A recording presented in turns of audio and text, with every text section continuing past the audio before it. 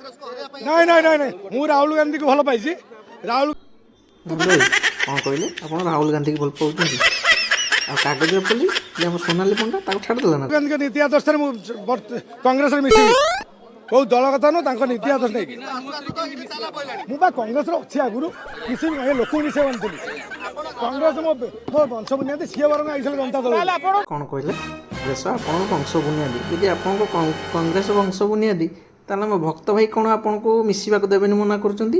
ଭାରି ଲୋକ ହେଇଥିବ, ତେଣୁ ବଡ଼ ଭାରି ଲୋକଙ୍କର ଗରିବ ଲୋକ ପାଖରେ ସ୍ଥାନ ନାହିଁ। ଏ ଲୋକଙ୍କୁ ମିଶେଇ ବାନ୍ଧିଥିଲି କଂଗ୍ରେସ ଲୋକ ମୁଁ ଆଗରୁ, ସିଏ କଣ ମିଶେଇ ମତେ?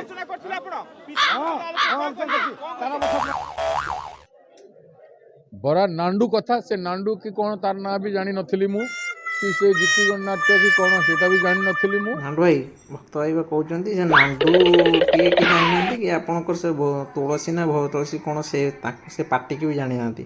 ଏ ବିଷୟରେ କ'ଣ କହିବେ? ଜଣ ଲୋକ ଆଣିବିନି, ମୋ ସମର୍ଥକ ଧରିକି ଆସିବି। କେତେ ଲୋକ ଆସିଛନ୍ତି ଆପଣଙ୍କର? 15-20 ହଜାର ଲୋକ ହେଇଛନ୍ତି। ମୋ ସହିତ ଲୋକ ରହିଲେ କ'ଣ ହେବ? ସେ ବା ତମକୁ କ୍ରିମିନାଲ କହିଲେଣି, ତମ ଭଳିଆ କ୍ରିମିନାଲ ତାଙ୍କ ପାର୍ଟିରେ ଜାଗା ନାହିଁ। କ୍ରିମିନାଲ ମାନଙ୍କୁ ମୁଁ ଗ୍ରହଣ କରିବି ନାହିଁ। ଯିଏ ଯେତେ ପାର୍ଟି କରୁ, ଯେତେ ନେତା କୁହନ୍ତୁ, ମୁଁ ମୋ ପଦ ଦରକାର ପଡ଼ିଲେ ଛାଡ଼ିଦେବି। ମୋତେ ଗାନ୍ଧୀ, ମୋତେ ଓଡ଼ିଶା ଚଲେଇବାର